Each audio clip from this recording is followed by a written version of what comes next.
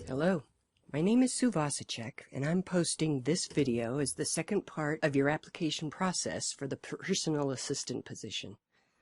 There were a couple of the tasks that needed clarification, so I've offered some different solutions sometimes. Okay, number one, opening up a P.O. box. I just want to mention right at the start that I once moved 5 times in 9 years, so unfortunately I know what I'm talking about. I've gotten both U.S. post office boxes and private mail boxes. There's pros and cons to both.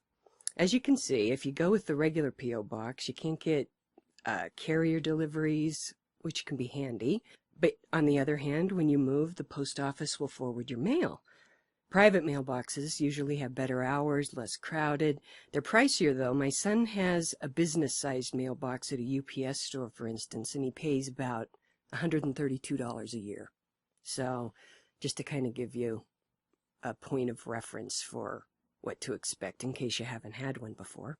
Number two, organizing file. This was one I wondered about. Are the notes online, in notebooks, on scraps of paper and post-it notes? Are they dated? I would wonder, first of all, how you want them organized. Chronologically, by subject? What is it that you need? Really, organizing notes and files can be done. If they're online, it would be a simple organizational task based upon your parameters. Gather and collate it into a centralized place where you can easily access it. Files can have summary sheets paperclipped to the front. If there are notebooks or scraps of paper, there's highlighting and tabs. If there are little notes all over, they can be organized and the main points emphasized. Or you can scan them, scan everything. Or I have a friend who swears by Dragon, a voice-to-text software program. Don't know if you're familiar with it. Then you just have to find all the notes, read them in order, and produce a text document. Okay, moving on. Number three, moving. Although it can seem daunting, once it's broken down, it's only time-consuming. First, remember this is a college town, so whenever your move is, you'll have to shop around and get the mover set up.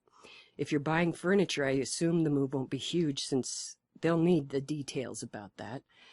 Next, get your new apartment's floor plan, and we'll upload it into one of the many free software floor plan design programs, and you can choose what you want and need, and it'll be based more on reality and real measurements. As far as the furniture goes, there's plenty of choices, so it just depends on your style and needs. You can do a lot of it online, but everything's close enough that you can go check out things, sit on a couch, whatever. Okay, as far as supplies go, moving companies provide lists. You can just go through and mark what you want, add what's not there, and shop. Utility setup. Okay, this will just need some thought. Mostly you'll be shopping packages. You have to figure out what you want. High-speed wireless internet. Do you need a landline, cable, Netflix? They're grouped and priced accordingly. As a new customer, you'll get plenty of good offers. And that segues into number 4. Consolidate bills and go paperless. Now, unless there's some bank program I'm not aware of, you just set up automatic payments with the companies themselves. When you set up your utilities, for instance, you'll schedule automatic payments and request paperless then. If you have other bills you want taken care of each month, that's how you'd go about it also. Number 5, filter and respond to emails. I'm taking number 5 to mean the emails that make it through the filters you already have set up. In any case, if you don't have my resume in front of you, I worked in libraries for 23 years, and I'm very accustomed to filtering and answering email. You might not think libraries get a lot of email, but they do. You learn to prioritize, which is a filter, and you follow it up in a timely manner.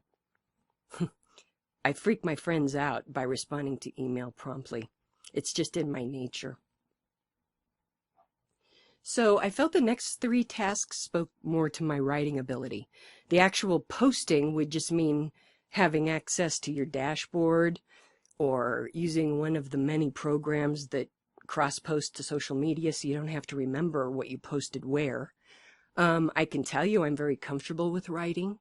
I've proofread more papers people were trying to get in by a deadline than I can tell you. I'm old school also about spelling and grammar. They're pretty important to me. And I've also had to sift through people's notes to put together minutes of meetings so that other people can understand them.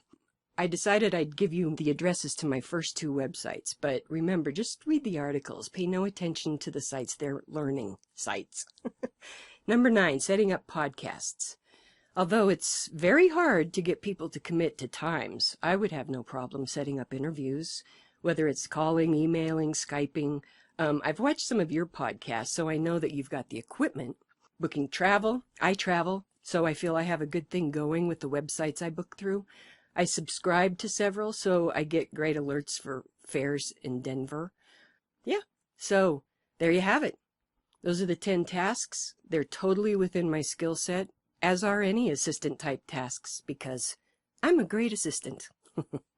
Thanks.